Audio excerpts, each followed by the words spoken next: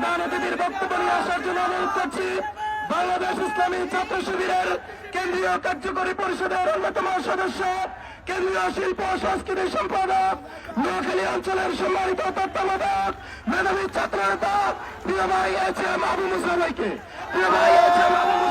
তার বক্তব্য নিয়ে আসার জন্য অনুরোধ করছি।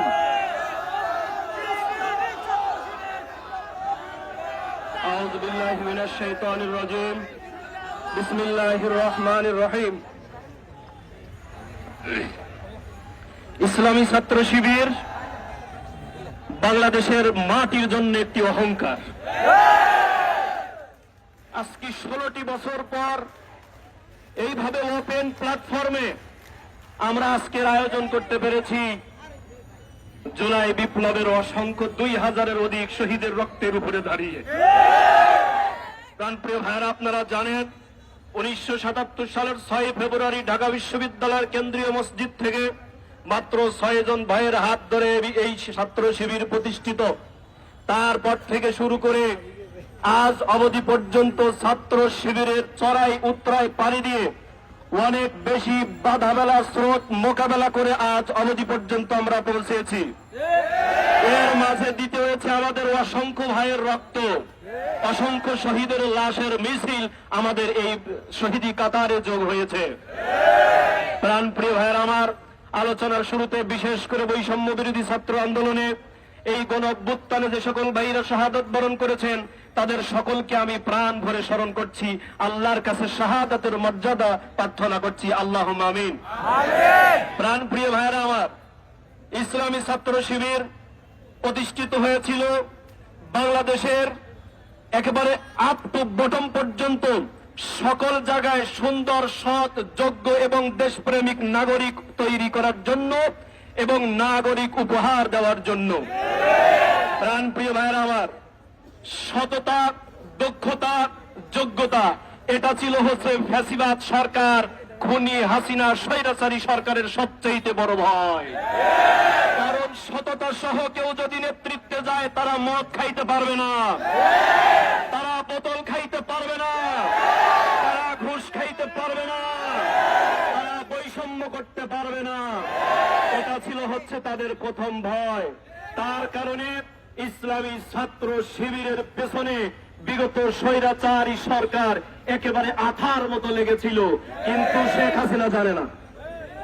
শেখ হাসিনা জানে না আমরা যেই আদর্শ লালন করি এইটা ভারতের দাদা বাবুদের আদর্শ নয়, আদর্শ পশ্চিমা আমেরিকার আদর্শ নয়, এইটা সমাজতান্ত্রিক চাইনার আদর্শ নয়। আমাদের আদর্শ তাওহীদি আদর্শ। লক্ষ জীবন চলে, লক্ষ শহীদ হবে, কিন্তু এই আদর্শ নিভিয়ে দিতে কেউ পারবে না। আমরা কোন বাবার আদর্শ লালন করি না, আমরা কোন স্বামীর আদর্শ লালন করি না। যখন সবচাইতে বেশি বিপদে ছিলাম তখনও বলেছি হাসবুনাল্লাহ। যখন শহীদের লাশ যুক্ত হয়েছে তখনও বলেছি হাসবুনাল্লাহ। বৈষম্য বিরোধী ছাত্র আন্দোলনে গুলির সামনে দাঁড়িয়েছি ছাত্রদের সঙ্গে, তখনও বলেছি হাসবুনাল্লাহ।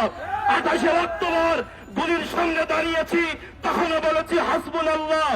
আজও পর্যন্ত প্রয়োজনে লক্ষ শিবির কর্মী এই দেশ গড়ার জন্য জীবন দেবে, কিন্তু তখনও আমরা বলে যাব হাসবুনাল্লাহু নি'মাল ওয়াকিল, নি'মাল মাওলা।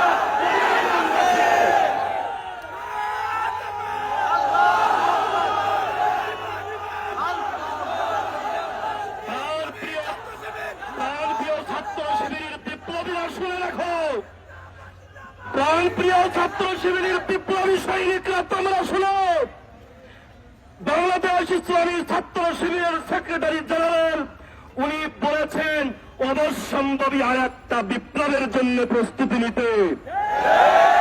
এই ছাত্র শিবিরের কর্মীরা হাত উঠিয়ে দেখে নাও, আর একটা বিপ্লবের জন্য তোমরা কি প্রস্তুতি নিয়েছো?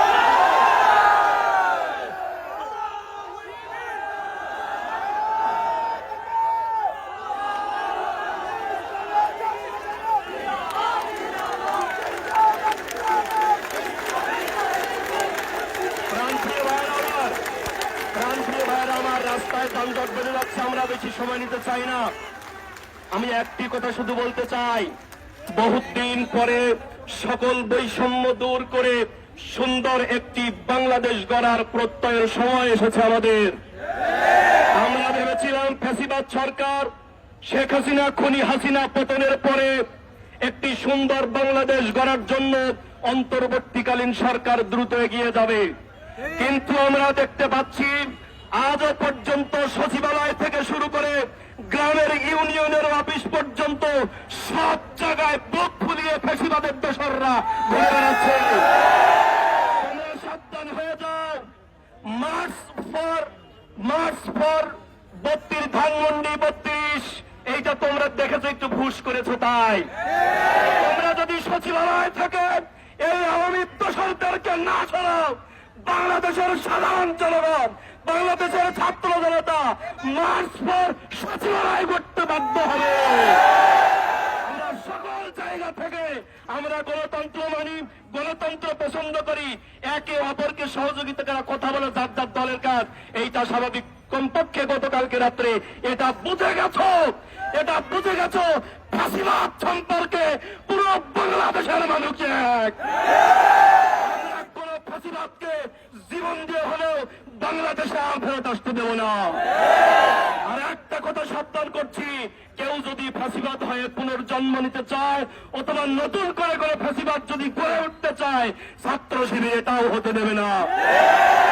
সর্বশেষ আমি অনুরোধ করছি অন্তর্বর্তীকালীন সরকারকে আজকের এই ফেনীর ইসলামী ছাত্র শিবির বিপ্লবী জনতার সামনে যে এক সর্বপ্রথম কাজ, বাংলাদেশের শিক্ষা ব্যবস্থা সংস্কার করতে হবে।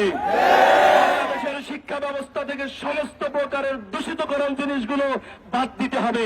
দ্রুতই শিক্ষা কমিশন গঠন করে বিভিন্ন সামাজিক মানুষদেরকে নিয়ে শিক্ষা কমিশন গঠন করে সুন্দর একটি শিক্ষা ব্যবস্থা গঠন করার জন্য অনুরোধ জানাচ্ছি। প্রাণপ্রিয় ভাইরা, আপনাদেরকে সকলকে ধন্যবাদ জানাচ্ছি। আগামীর দিনে ছাত্র শিবির কর্মীরা শোনো, দেখা হবে রাজপথে ইনশাল্লাহ। লিল্লাহে তাকবীর।